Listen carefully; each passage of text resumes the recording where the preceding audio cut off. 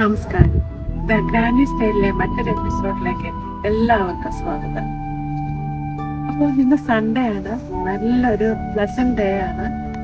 അപ്പൊ ഞങ്ങൾ എല്ലാവരും കൂടി ഒന്ന് പുറത്തേക്ക് ഇറങ്ങാന്ന് വിചാരിച്ചു. ഒരു അമ്പലത്തിലേക്ക് ആയിക്കോട്ടെ എന്ന് തീരുമാനിച്ചിട്ട് ഞങ്ങൾ വീടിനടുത്തുള്ള ഒരു അമ്പലത്തിലേക്ക് വന്നിരിക്കുകയാണ്. ഞാനും ഹസ്ബൻഡും മകനുമായിട്ട്. എന്താ പറയണ്ടേന്ന് തന്നെ അറിയില്ല. വളരെ മനോഹരമായിട്ടുള്ള ടെമ്പിളാണ് ശ്രീ ദുർഗ ടെമ്പിൾ. അതാണ് അമ്പലത്തിന്റെ പേര്. അമ്പലത്തിന്റെ അകത്തൊക്കെ പോയിട്ട് നമ്മളൊന്ന് കാണേണ്ടത് തന്നെയാണ്. വളരെ ശാന്തമായിട്ടുള്ളൊരു അന്തരീക്ഷം. അവിടെ സോപാന സംഗീതമുണ്ട്, അവിടെ പൂജകൾ നടക്കുന്നു.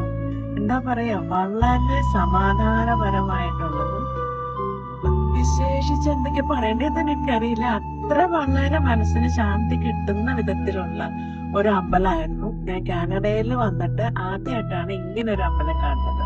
എനിക്ക് അത്ര ഇഷ്ടപ്പെട്ടു ഈ ടെമ്പിൾ. അപ്പൊ ഞങ്ങളിപ്പോ അമ്പലത്തിന്റെ പുറത്താണ് നിൽക്കുന്നത്. അപ്പൊ എന്റെ ബാക്കിലേക്ക് കാണുന്നത് ഒരു രഥമാണ്. നല്ല ഭംഗിയായിട്ട് ഡെക്കറേറ്റ് ചെയ്തിരിക്കുന്ന ഒരു രഥം.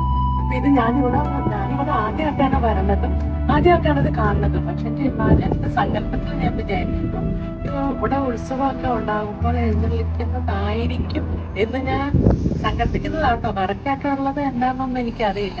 പിന്നെ അപ്പുറത്താണെങ്കിൽ രാവണ 10 തലയുള്ള രാവണനെ കാണുന്നുണ്ട്. അതിന്റെ അപ്പുറത്ത് ഇവിടെ ഇങ്ങനെ കാണുന്നു.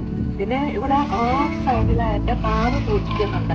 അപ്പൊ നമ്മളുടെ കേരള തനിമയോട് കൂടി തന്നെയുള്ള ഒരു അമ്പലമാണ്. വിദ്യാഭ്യാസ അമ്പലമായിട്ട് കേരളത്തിന്റെ മലയാളികളുടെ അല്ല. അവിടെ പൂജാതി കാര്യങ്ങൾ കേട്ടപ്പോൾ എനിക്ക് മനസ്സിലായത് മലയാളത്തിലുള്ള മന്ത്രോച്ചാരണങ്ങളൊന്നും അല്ല ഞാൻ കേട്ടത്. പക്ഷെ എങ്കിലും അതിമനോഹരമായിട്ട് സോപാന സംഗീതമൊക്കെ നമ്മൾ കേൾക്കേണ്ടത് തന്നെയാണ്. അത്രയ്ക്ക് നമ്മുടെ മനസ്സിന് ശാന്തിയും സമാധാനവും ഫ്രഷ്നെസ്സും അതെല്ലാം കിട്ടുന്ന ഒരു ടെമ്പിളാണ് ഈ ടെമ്പിള്. ആരെങ്കിലുമൊക്കെ വന്ന് എല്ലാവരും വന്ന് കാണണം എന്നാണ് എനിക്ക് പറയുന്നത്.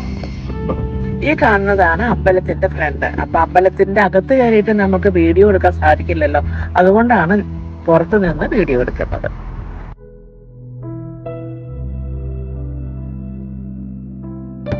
ഇതൊരു ചെറിയൊരു വീഡിയോ ആണ്.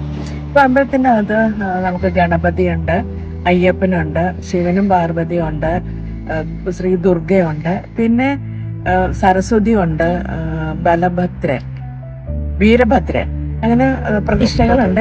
ഞങ്ങൾ വന്ന സമയം ദീപാരാധനയുടെ സമയമാണെന്ന് തോന്നുന്നു. തിരിയൊക്കെ തെളിക്കുന്നുണ്ടായിരുന്നു. ആ സമയത്ത് പൂജകൾ നടക്കുന്നുണ്ടായിരുന്നു. അതുകൊണ്ടാട്ടോ ഞാൻ ദീപാരാധനയുടെ സമയമാണ് എന്ന് തോന്നുന്നു എന്ന് പറഞ്ഞത്. വളരെ ഭംഗിയായിട്ട് ഞങ്ങൾക്ക് തൊഴുവാൻ സാധിച്ചു. ഞങ്ങൾ വളരെ സന്തോഷത്തോടു കൂടിയാണ് അമ്പലത്തിൽ നിന്ന് ഇറങ്ങിയത്. ഇപ്പൊ തിരക്കായിട്ടുണ്ട് കേട്ടോ. ഞങ്ങൾ വരുമ്പോ അത്ര തിരക്കൊന്നും ഉണ്ടായിരുന്നില്ല. ഇപ്പൊ ഇഷ്ടംപോലെ കാറുകളൊക്കെ ഫ്രണ്ടിൽ തന്നെ കാണുന്നുണ്ട്, ബാക്കിലേക്കൊക്കെ വന്നിട്ടുണ്ട്. ഇപ്പൊ നല്ല തിരക്കായി അമ്പലത്തിൽ. അങ്ങനെ വളരെ മനസ്സമാധാനത്തോടും സന്തോഷത്തോടും കൂടി ഞങ്ങൾ അമ്പലത്തിൽ നിന്ന് ഇറങ്ങി. ഞാൻ പുറത്ത് പോയിട്ട് ഒരു അമ്പലം ഞാൻ കണ്ടിട്ടില്ല.